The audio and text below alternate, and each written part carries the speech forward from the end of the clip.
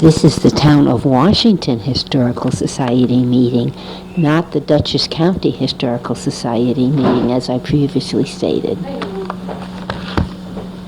7:30 p.m. at the Lyle Memorial Federated Church Gathering Room in the village of Millbrook, New York.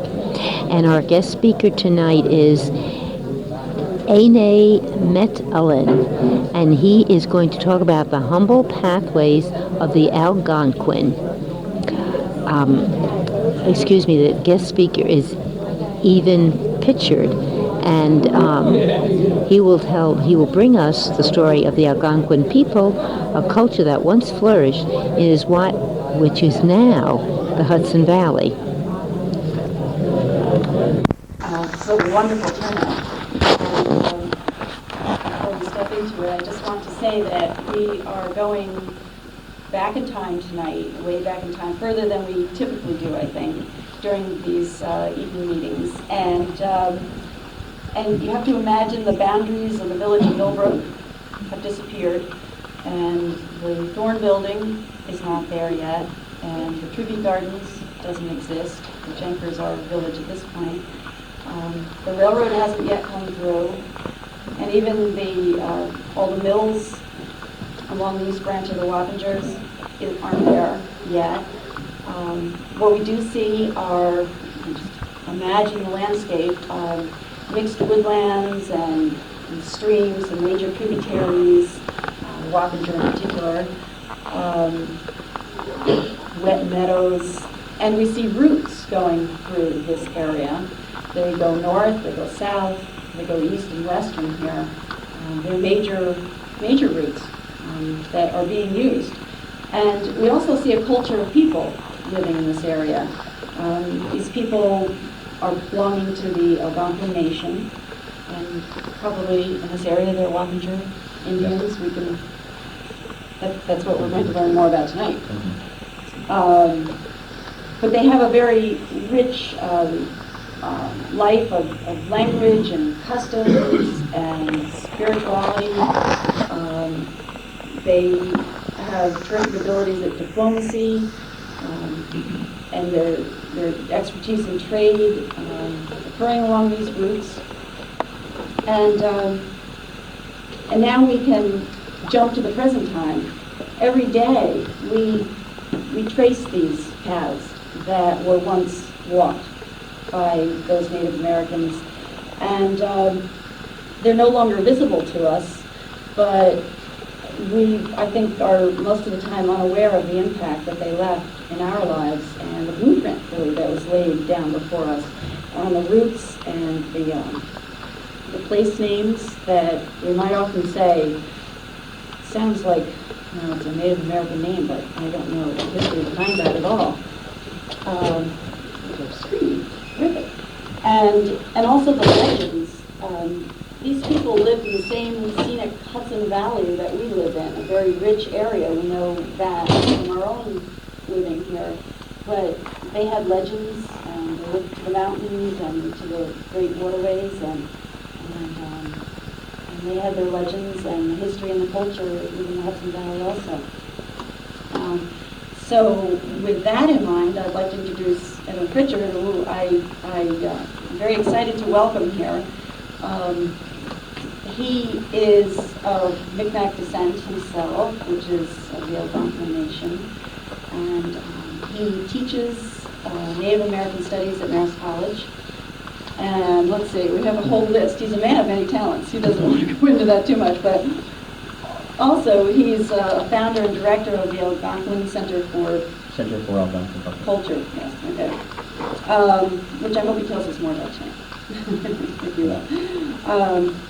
He's also author of 2 books in particular and more.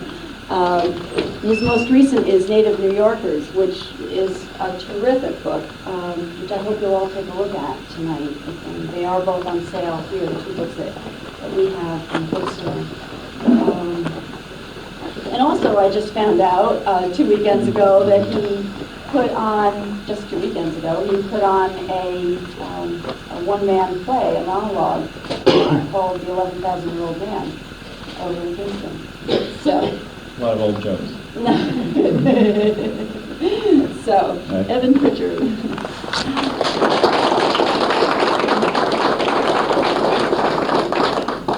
You know, when I go to one of these gatherings, I never know if there's going to be 6 people or 600 people. It's the way it's been, so I have to be prepared for everything. I was thinking of doing a little workshop with a little circle and drawing on the board. You know, I don't know how well it's going to work, but we'll try and see how it goes. But first of all, I would like to say that this is Wappingers land in traditional times, and Wappingers people in this territory. And one of the things I also want to say is that history, just as it does now, it keeps changing. It doesn't sit still. So every 100 years or so, the lives of people change considerably. There were some changes that were more important than others, and I do like to address those. But in the time we have, I'm just going to perhaps skate over certain things. What I've really been interested in, what intrigues me about this area more than anything, is the lack of knowledge that is out there in the common popular mind. Among all the Native Americans, you always hear about the Lakota Sioux, and you hear about the, various the Shoshone, and you hear about the Cherokee, but you don't hear that much about Algonquin people. And so that makes Algonquin people all more interesting because, you can know something that someone else won't, right? But the Algonquin people is a very large group. It is actually a civilization by all definitions, except that they didn't build really tall buildings. Other than that, it's a civilization. Equal to, in every way, to the Cherokee and Sioux and some of these other groups that everybody has heard of. Okay. Now, what's interesting is that, like I say, the Algonquin are the least known of these cultures. And among the Algonquin, of this general area, New York State, are probably the least known of any state of a Native American. And then the Wappinger, among all the New York Indians, are probably the least known and understood. So, and among all the Wappingers territories, Dutchess County is the least known of all the Wappingers. So we have a marvelous opportunity here for exploration, because Dutchess County is the least known, probably the least understood county in some ways, in terms of Native American culture, than any, perhaps in the United States, just a guess. But it seems to me that given what I just said, and I can back that up, this is probably the most exciting county in the United States as far as finding out new things. Now, I'm not encouraging people to run out and get a bulldozer and dig up thousands of things, because I'm not about that. I like to keep things as much as possible in the ground, but work has been done for several hundred years, and so the knowledge, little pieces of knowledge are out there. And what my idea was, instead of simply coming and presenting, as the outside expert coming in and telling you everything, I figured you may know quite a bit as a collective group about this area. Now, perhaps I could even say among all of Dutchess County, Millbrook is the least known of all the different settlements. And what happened when I realized was a newspaper article came out, and there's going to be a lot of people here tonight, I started realizing, well, this is not going to be a little workshop. I better really find out all I can, at the last minute. So I crammed, and I went over to the Dutchess County Historical Society today, became an official member today. So this is my bat mitzvah. But anyway, it's a great group. It's great to be a part of an ancient organization such as the Dutchess County Historical Society. And I spent part of the day in their treasure troves, just digging around, and I did come up with some things. What the kind of things I'm looking for is for my next book is that you might know is translations of different Native American place names, or the Native American place names of locations that we know by some other term today, and where trails were. Things like this are very interesting to me in terms of what I'm doing. And I did find some things out, and there's much more. The thing is that one thing that Allison suggested is that I take this marker and actually kind of mark up this virgin map here with all kinds of notations as we're talking, and that you might want to volunteer some information if you know locations. So we'll have a little school here. But again, this is a new kind of thing that we're doing, still innovative, and like I say, I didn't know how many people to expect. But one of the things I want to do beforehand is I want you to hear everyone speak Wappinger's language. It's really easy, of course. It's actually probably the most difficult language.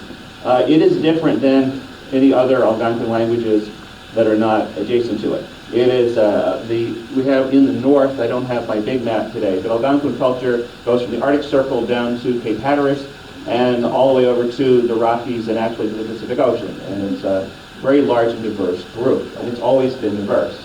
But the whole northern tier, all the languages are fairly similar. And the lower United States portion of it is the lower tier that's related to Lenape. So there's really two types of Algonquin languages, and in fact there's a third, and that's Wappinger. So even if you speak fluent Algonquin, Wappinger is very tough. Okay? But I'm going to make sure that before you leave today, you all speak some Wappinger. So the first thing I'm going to say is Werite Netis. And this means we are all good friends.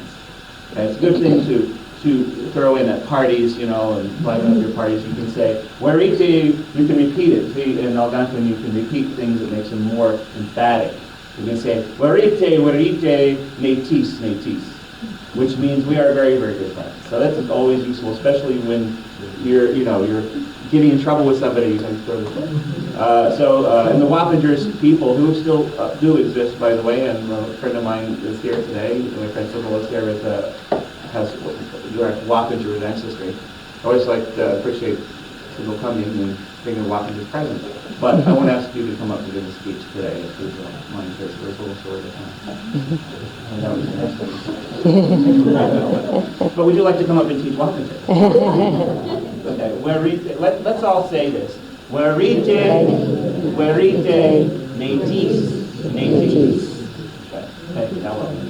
So this is, by the way, the story about this is that Wappingers at one time, when the Dutch arrived, were spread all the way from Staten Island all the way up to Saugerties and Red Hook along the Hudson. And the language was spreading quickly. And like I said, it was very different than even Lenape. It was different than all the other Algonquin languages.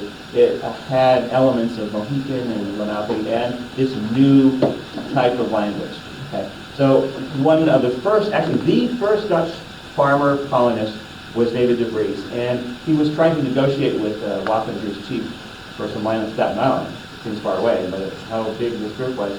And he was writing in the notes of the deed what the man was saying. He couldn't understand what he was saying. So he wrote Werite, Werite, Netis in the margin. Okay? And it was signed using, hand signs design, and then filed away, and then it got lost in what became the great archives of New York City. And then they made copies of it, and it ended up, a copy of this deed was stuffed into a box and then sent off to the Lenape Trailside Museum over by Cross River in New York. And it so happened at that moment, Nick Shumatoff, who does speak, is conversant in this dead language, one of those types of people, opened it up and suddenly there it was. He said, we are good friends.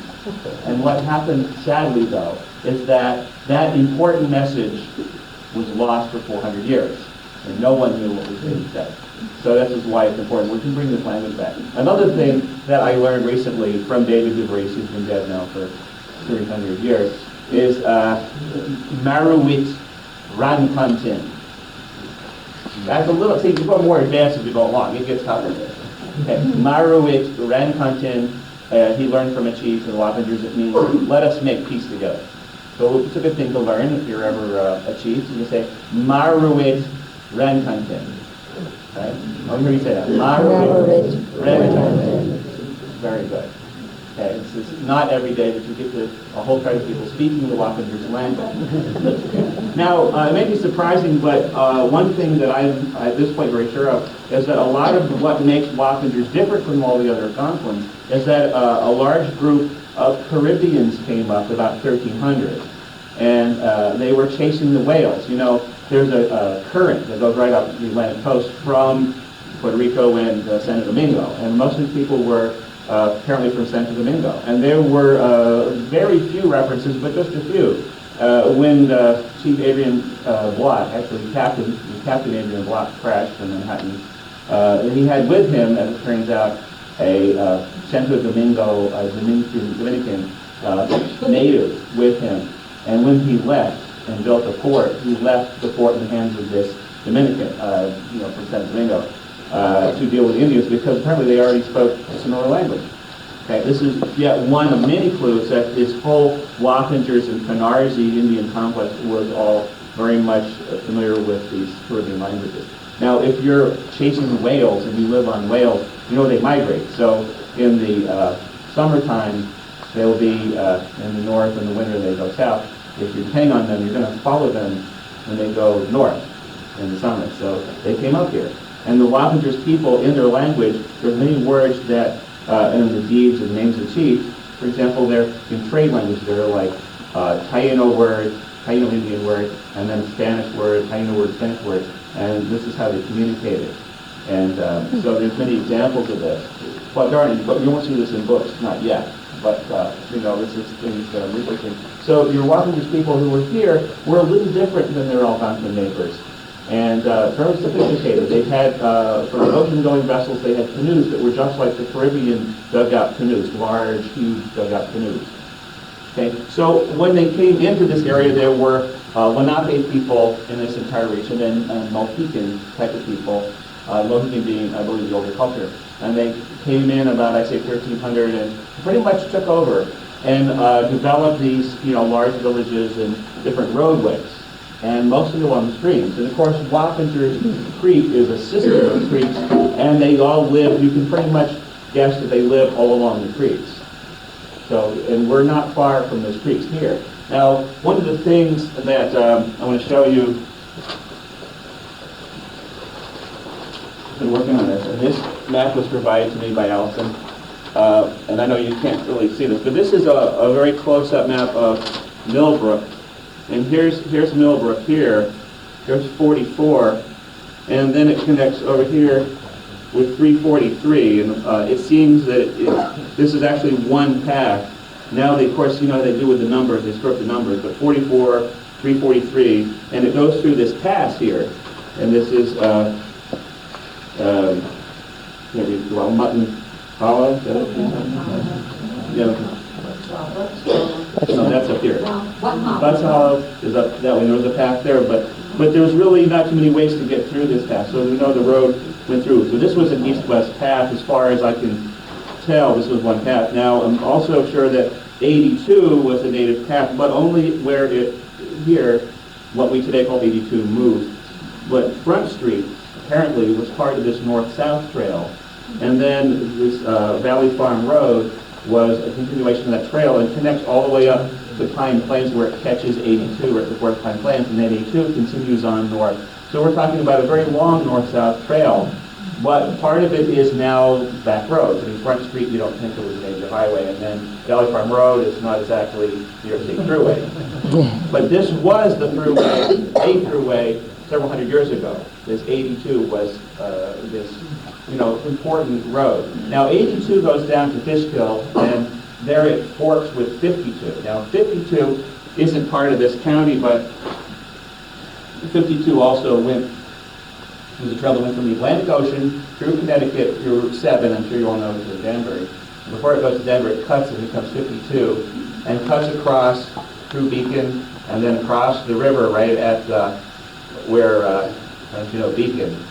But it's just south of Main Street. There's a little road, Walcott, and that cuts over, goes right to Broadway, and then Broadway was the trail going up, and it goes all the way across. It goes to Sam's Point, which used to be an important center for Algonquin people, and then over to the Delaware at Coshecton. So I call it the Coshecton Trail.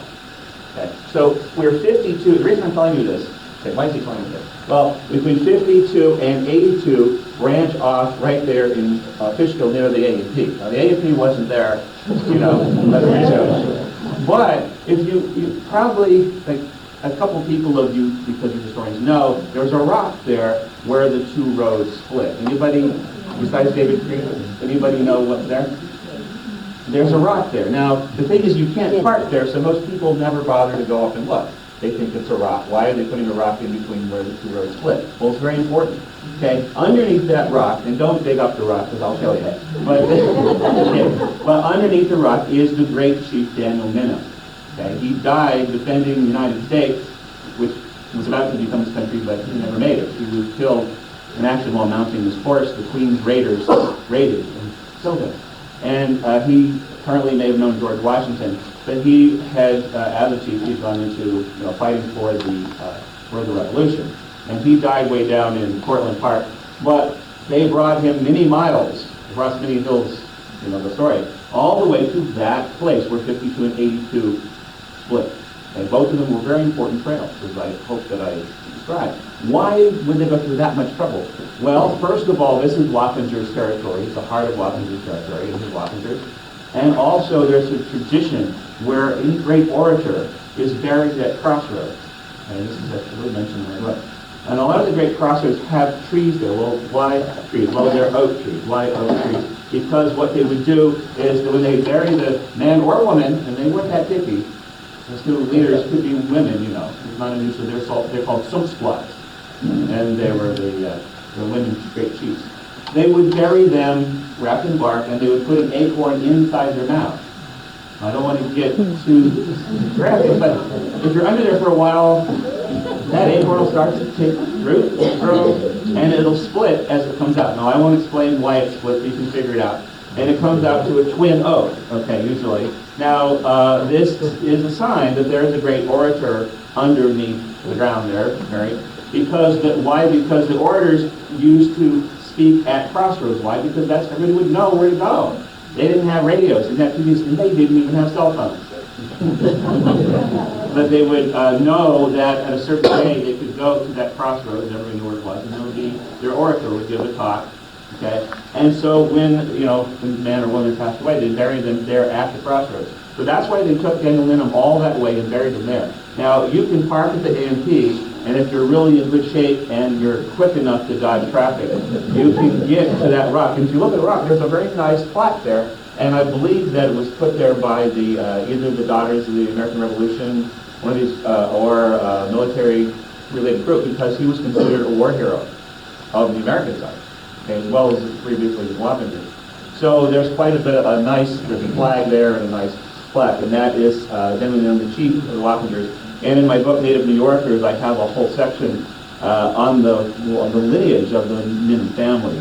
But I want you to know that there is that, that's where the chief ended up there. And of course, his son took over the tribe, and they went to Stockbridge, Massachusetts, and then they went west after that. So that's just a little bit. Now, going back to, if 82 goes all the way to Millbrook, and then apparently it takes a leg, but it didn't in the old days. It went straight through up Front Street. And then you have 44, which has really become 343, that axis. You have a very clear crossroads right here in town where those two meet, right outside of town. There's that turn. And that actually was the old intersection. And whenever you find these intersections, generally there's something important. Like, for example, in Brooklyn, how many people have ever been to Brooklyn? Yeah, I think some of you were not admitted. But in Brooklyn, you have the King's Highway, which goes all the way around, and then you have Flatbush Avenue coming across. And the intersection where there's two of these roads meet was the center of their culture, Canarsie culture, which is where Wappingers apparently arose from. And that's where Chief Sessions had his chief's house there, his hut or his wigwam or whatever. And that was the center of culture, that crossroads. And what happened when the Dutch came, they built the first Dutch Reformed Church of the Flatlands right there. Because the Flanders means flatlands. And they put it right on top of his house. And then they took the Canarsie grave, the sacred burial area, and they put their own graves over top of it. It's just unusual. So they're all down there together, partying. And this is what's interesting is that church is still there. It's in New York City. It's still there. So we have a similar crossroads here, and yet, to my knowledge, nobody's ever written anything on what kind of civilization or town or village may have been right here. So that's why one other reason to open it up and ask people if they've heard of anything or seen anything. So at this point, like I say, this is I don't know if you can see this, but this is Franklin Street. This is not the crossroads. It's probably down here, although there's some dispute.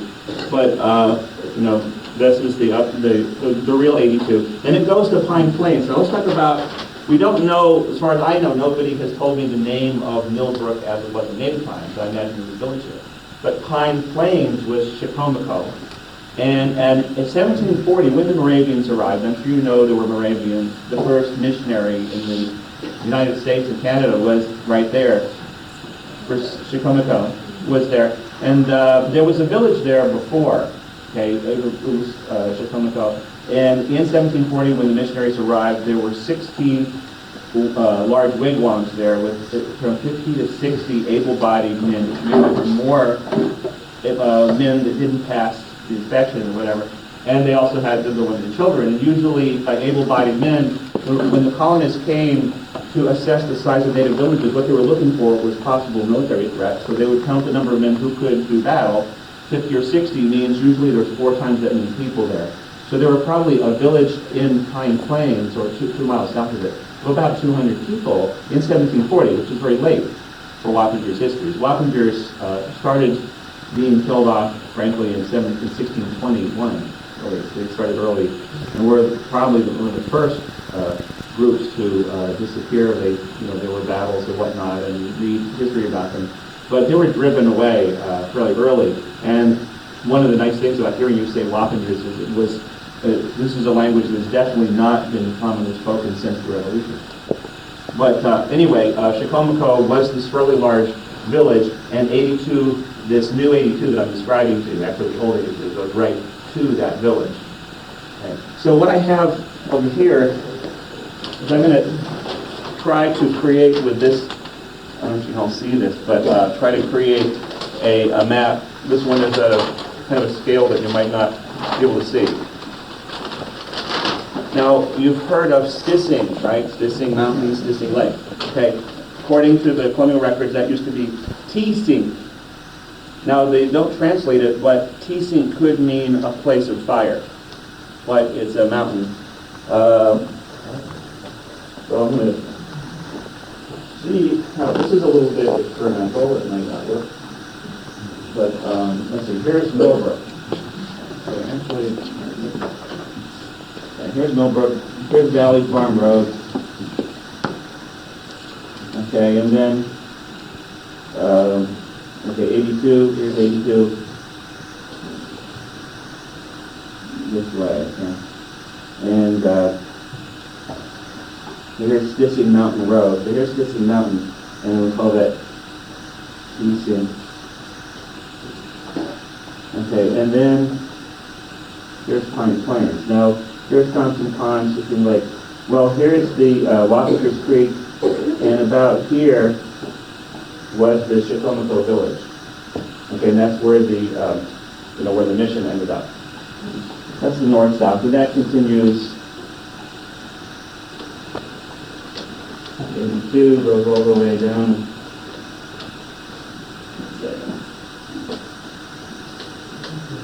Okay, here. And here's 52 over here. Now, I don't know if you can all see this. But see, this is where Daniel Ninham's grave is, right down there. Can you see that? I don't know. Do we need a darker marker or something? Can you see? Okay. So is this visible? I'm not sure. Okay, so, and then roughly, here's Millbrook, and here's, now I was driving on 44 today. There's a remarkable number of very old buildings that are there, which is just one, actually, I'm sorry, here, this is really the one I meant. Okay, this one, that's a mistake, right here. No, that's likely to happen. But this is the great east-west route here. Okay, so the real crossroads was down right at the bottom of Millbrook as it is today. Okay, now there's a number of these trails, but we don't know the village name here yet. I don't know what the name is.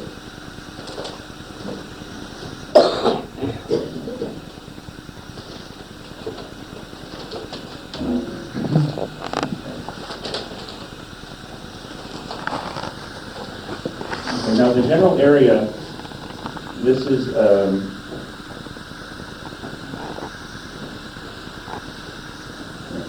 there are 3 tribes here. There's the Chicomico, which is here.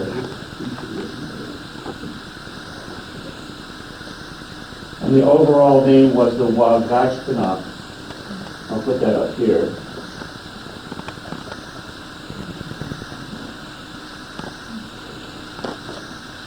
And that is for the tribes that are from Chitomako on down. And this is, it was where the mission moved was over towards Millerton. And that, I have to find the here's Millerton. Okay, so here's Indian Lake. Well, right on this side of the lake, right on the border of Connecticut, there's Red Hook. And Rhinebeck, you have, this is 308. This was the old Sapasco Trail, but it wasn't exactly here. But here's Sapasco Lake, and these were called the Sapascoot.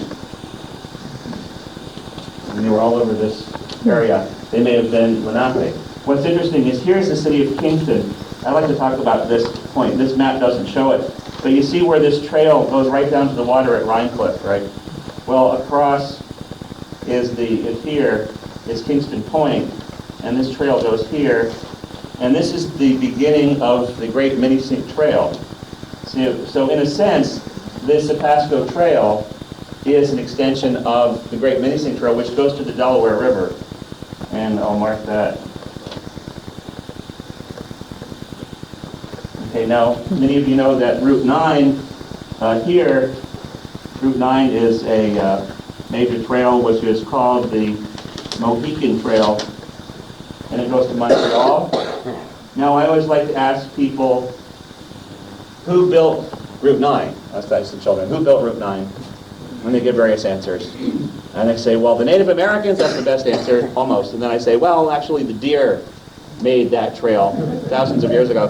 And then at that point, the early Algonquins just made it into a regular trade route. And then it wasn't until just recently, in the late 1800s, actually early 1900s, where they widened and paved it over, it became Route 9. But it was a postal route. So that's over here. Okay, so there's actually, this middle area here is Clinton, Pleasant Valley, and LaGrange are areas where I really don't know much about it. And so I'd like your, offering whatever help to figure that one out, because I don't know. Now, this place also was called Sitchem, which is like Satchem. It means the place of the chief over here. And the mission moved there, and it's actually the graveyards of some of the people in the mission ended up over it in Northtown there. And then over place here is the Little Rest. I'm sure you know more about the Little Rest, because some of us get Little Rest, But I believe that probably was a village because there was a tendency to place villages along a trail at certain intervals where it was, convenient to rest, literally. And Chestnut is here. And over there was the what was going to be called the Nook, was in South Armenia. Over here's Armenia, and the Nook was over here. And at the Nook, they would do what's called the Kitikoying, which means, in Muncie, means he is dancing. It's their powwow grounds, was at the Nook here, over South Armenia. And one more thing, this Kent was Takgatbush. I know, some of these words are hard. Here's the town of Kent, okay, and this is Takgatbush. Okay. So there's some of the major local tribes. Now, in this map here, again, it's a little small. I thought we were going to have like 6 people. But I'll just hold up the whole thing. This will show, if you can see this, it shows you much of the trails and the Wappingers villages of this part. Now, this doesn't mean there's not villages over here, but this map just focuses on our local Wappingers area, the northern Wappingers. You can see there's quite a bit more villages that is located. Now, at this point, it would be good if there's anybody who wants to talk about some of their findings or anything they've heard in terms of village names or translations, any notes, I would be happy to see some hands here and anything, any knowledge that's out there. Yes, sir. Yes, I brought in an article, and I got a photocopy today, because Gypsy Journal in 1965, and many of you remember Jim Safari. And he referred to, I believe, called Shattuck tribes. Yes. Does that sound familiar to you? Schaghticoke, yes. Schaghticoke, or Schaghticoke. Yeah. Mm-hmm. Now they are. He referred to it as being pretty much of Dutchess County. He may not, I mean, I don't know how much research he did. Oh no, actually, there's several people, including Paulette Morange. Paulette Crone Morange is with the Schaghticoke. She is in the tribal council, and she's been recently doing research into Dover. I almost forgot. Thank you for reminding me. Route 22 is fairly accurately built on the old trail. So that's a very long trail. 22 goes to Millerton and on up here. Okay, this is all 22. You can see that. 22 is the trail. If you go drive on 22, you'll see sometimes old 22. That's closer to the trail, and there's very old buildings along the way.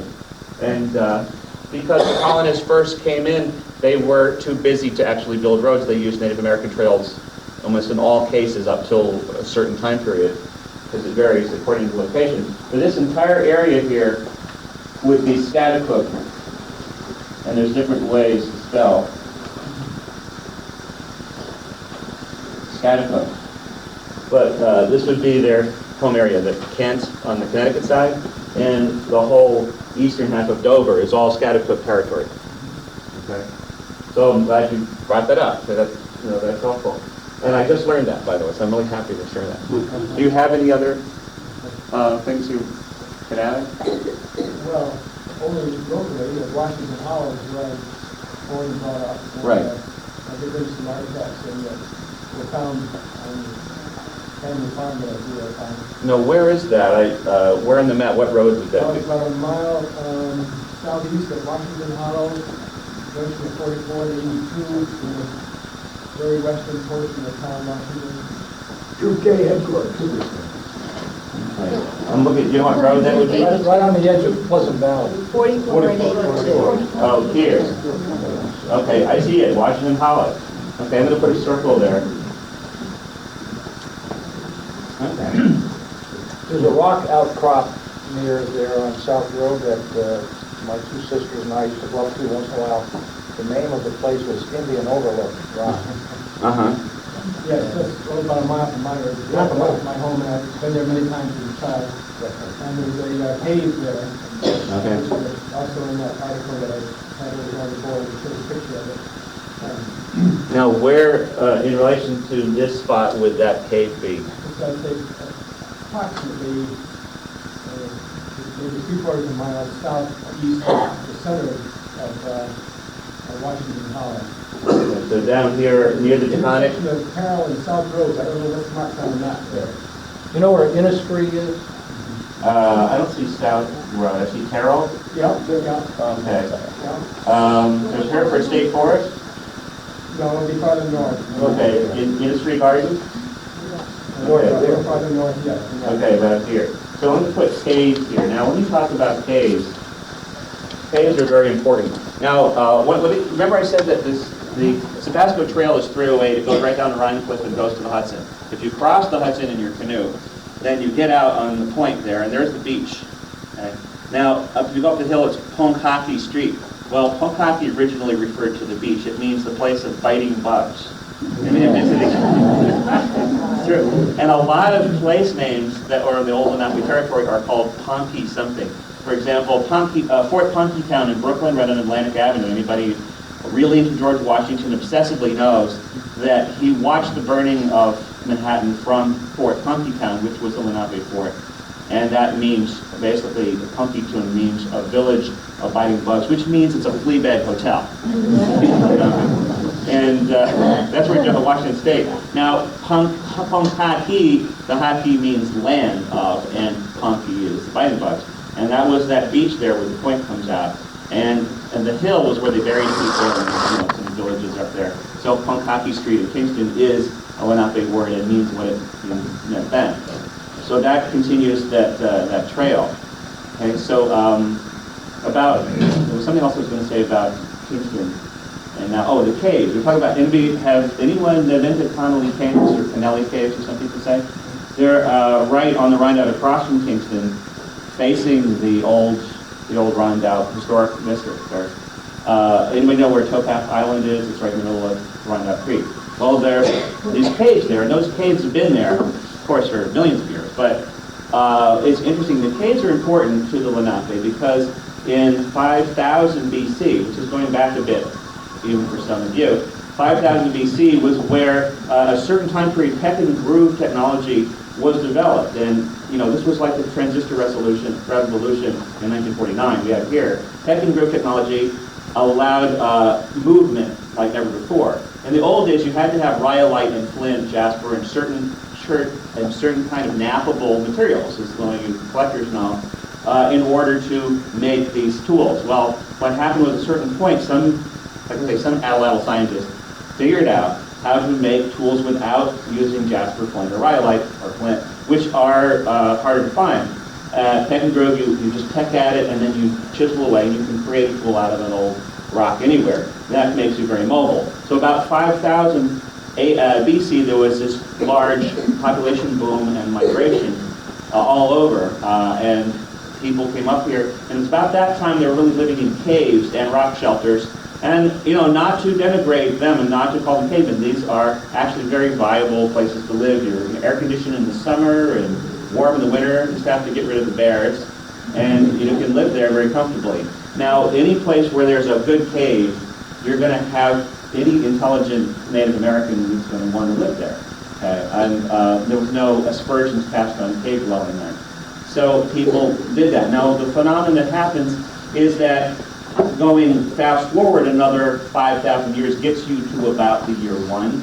And at this point, people are already starting to become nostalgic and sentimental about the old days. And so these ancient places of habitation become sacred. And people make pilgrimages to these caves in certain areas where their ancestors were from, because Algonquin culture is an ancestor reverent culture. It's similar to the Japanese and Chinese. It's very important, and it's hard to understand how important it is unless you're in that culture, is that there's an understanding, a tacit understanding that your ancestors are good people, they're going to help you, they're interested in you, and basically they're going to, when you die, they'll lead you on to the other side. And also that means that when you're going on your vision quest, that your ancestors will help you through that too. Also, pipes, the smoking pipes appeared in this area about sometime after 1000 BC. And the sacred pipe also relates to contacting ancestors. So ancestors are important. If you're going to go back to this cave where your ancestors live, you're probably going to want to make it a pilgrimage and have be of a prayerful mind, so to speak, and have your spiritual light on, so to speak. Many people, a lot of Muncie people, went to these ancient cave areas in order to do their vision quest. So this cave, I know today may not look like much because things have happened, like the Connolly Caves were used for cement mining, and now there's a marina there. But be respectful whenever you go into a cave, because it's guaranteed that Lenape people, their ancestors were there, and that the Lenape of recent times consider that highly sacred because of that. It's their ancient traditions have their birth there, just as we go back to Jerusalem. It's similar thing. You're not going to go there to party. You're going to go there to pray or whatever, similar to the caves. So it's important where these caves were, or where the caves still are. It's like, let's say, pointed out right here. It is along this trail. So that's really important. Do you have a comment? When I was a kid, I went to those caves too. And wasn't it supposed to be that there were Indian drawings in the caves? Did you ever see that? I know. There were supposed to be Indian drawings in the cave too. But I'm not quite sure. I can't remember if I saw them either. The cave was quite long and narrow. Yeah. It's like a big piece of rock broke away from the original and kind of laid type of 2 feet wide at the bottom, and you can stand up through it from one end to the other. It's kind of roundabout type of cave. I know that cave you're talking about. It's like a big surface piece of rock slid off and slid down a little bit and made an opening. And that's the best way to get up to the top of that rock. The picture of that in the paper over there, that rock. Yes. I just wanted to say too, about maybe 10, 12 years ago, Judge Morey who was born in Washington Hollow and grew up. He spoke with the Hearst Historical Society. He was in his 90s when he passed away. And he spoke with to our Historical Society about a year or so before he passed away. And he referred to that cave, going up there as a child, being grown up in Washington Hollow. And he referred to some sort of a hole in the rock where he said it was said that the Indians had put their corn in and turn their corn to get the The holes that are in the article too. to get the kernels off the corn. They Oh, had used. scraper, yeah. They used a number of things for scrapers. I grew up with one of these in my household, and it's nice to have a whole one of these because my brother inherited it, not me. But many descendants of Algonquin people still have these, I believe, and I know our family does. They're pestles that pound the acorn.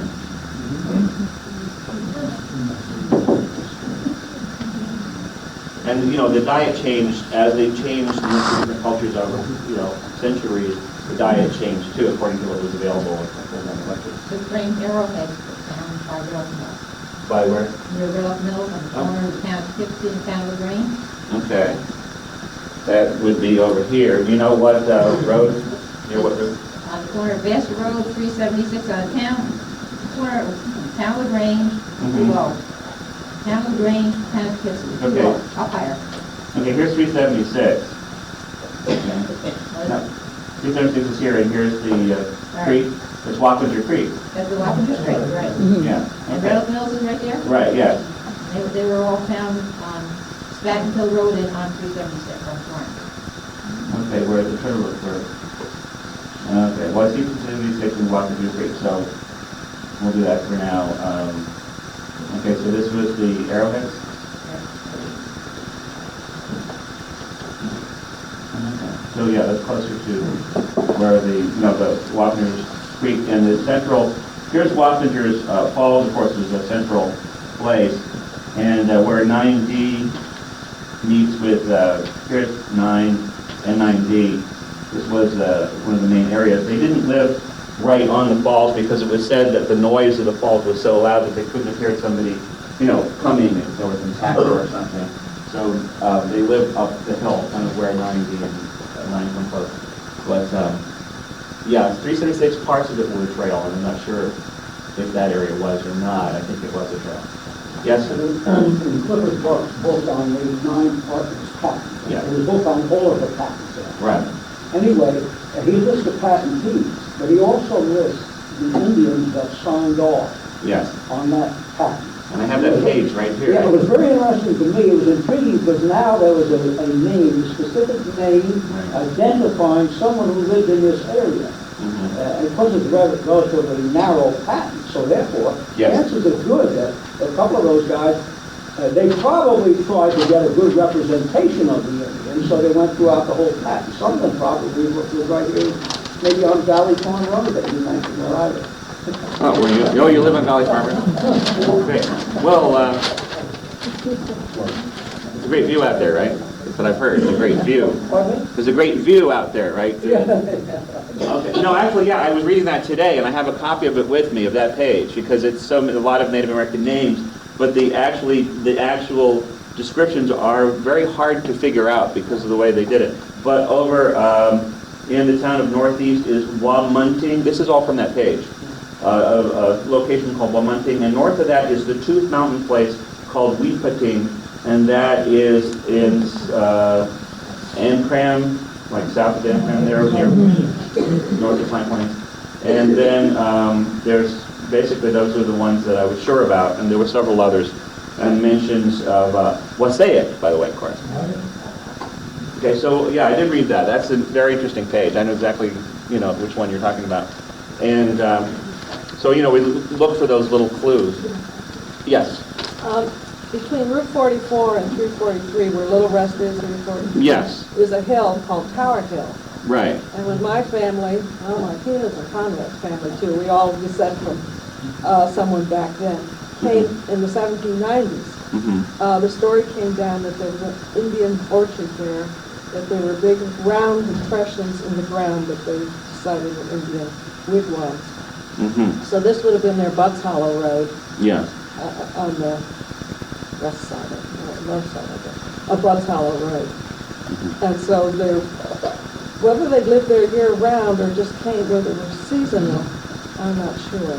But I have a question about the wigwam. Some of the reading I've done about the Indians, I'm sure what you say, that the local ones built the longhouses, and yet I hear about the round wigwam ones. The different Indians build different ones, or was it seasonal, that they just built the wigwam, it was easier to move? Well, the wigwams were like camping tents almost. They were that easy to move.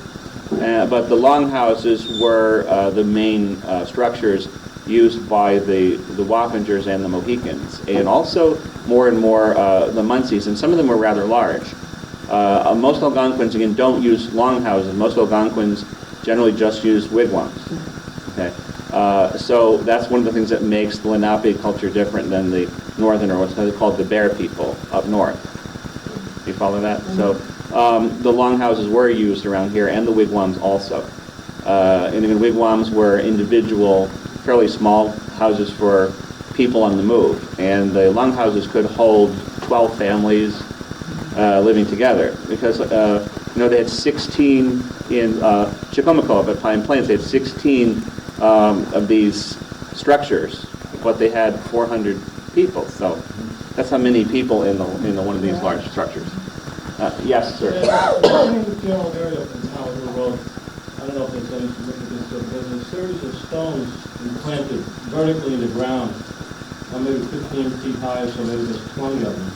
I have no idea what the significance is. Anybody know anything about that? Yes, I found out, Oh, you found it? because I too thought they might be something old, and wondered why my father never pointed them out to me, because he used to live up on top of the hill and travel up and down. The people who own the property at the top used to be the Youngs, and now the son-in-law, I can't remember his name. Swindell. Mr. Swindell put those there. It's a creation of his. I understand he also had some near his house. But he put them out in the field, and I'm sure there were many people who noticed them. So we'll give you one. Okay, you have 343 here, and on the other map I had it, but I marked that. But let me see. Okay. Here's Tower Hill Road. Okay. So you said there's orchards there, right? Now you said on the west side of the road? May I just come up, because I don't think I can, my direction is northwest. Okay, here's Tower Hill Road. Tower Hill Road, up and over. Well, here's Tower Hill Road here too. Right.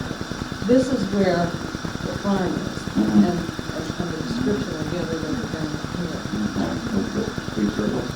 And Bob Cole, did you have something to say about Butts Hollow Road, something being around that area? No. Okay, now where is showing Butts Hollow Road again? Oh, here it is, Butts Hollow Road here. Okay, now I was told by Stephanie today, I believe, she said that was also tracked. So we're building our map here. Mabbittsville on there? Mabbittsville? Yeah, but I don't know if Mabbittsville was a village or not, a native village. Very small village, just out of Nova here. No, I know, but I don't know if it was a Wappingers village or not. I haven't seen anything. Anybody know? Yes? No, I don't know that. Oh, okay. No, I haven't found any evidence that it was an actual Wappingers village. It could be, but I've never seen anything to back it up. So Well, Martina, excuse me, I think you're talking about Hogsback Mountain? yeah, Mabbittsville. Mabbittsville and Hogsback, there's a hill they always call Hogsback. Evidently years and years ago, there was the Indians there. Well, It's just out of Norfolk here in Mabbittsville. well, Hogback is on the map. On this It map. is. I think so. So here's Mabbittsville is, here's Little Rest. Yeah. So here's Mabbittsville here, and East of that. It's closer to Tower Hill Road. yeah, here's Tower Hill Road. So it's a village there, you say? Yes. Okay, well, just east of Mabbittsville, we'll put a circle. Okay. Yes, ma'am? When I was a child, I remember being on those gardens. Yeah. On the Arrowheads. And I lived in the town of Princeton, and it just hit me how long it was, like less than a mile Cool. Keep. from Longview. I lived by Ocean. Okay, what street was that? So I lived in Drive with I can, Sorry? I live on Tamarack Hill Drive, which is kind of a diagonal section of the Ridgeville Road. Ridgeville is along the rock. Okay. So it's actually right by where Tom Taylor is. The Honda dealer? Yeah. That wasn't there then. It's closer to Pleasant Valley. Yeah, it's like right on the border. Now, Poughkeepsie, by the way, this is another thing. The word, there's all these 49 different translations, but probably the most reliable is that it's a safe, sheltered spring, because Ramapo, which is not far from here, is in Connecticut, right where the states meet, I guess that would be. Here's Connecticut. So the Ramapo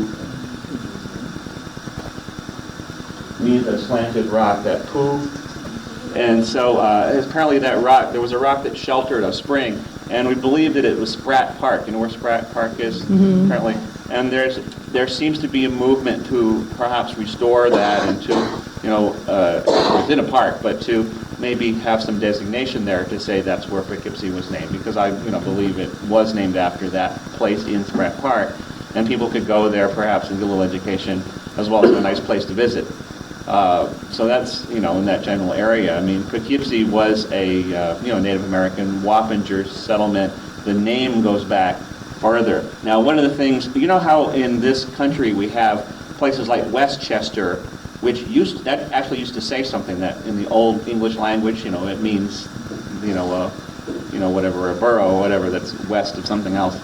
And in the same way, in the Native American place names, each of these place names has an age tag to it because of the dialect that these names are in. So that's another whole aspect of studying these place names, is that they tell you a lot of things. And once you learn the language and the history of the language, as you're going around, not only do they tell you this is the place where people sit down on the rocks by the side of the water and have a smoke, but it also tells you what time period roughly that was named that in. Poughkeepsie is a very old name. So it shows you that this place was important quite a long time ago.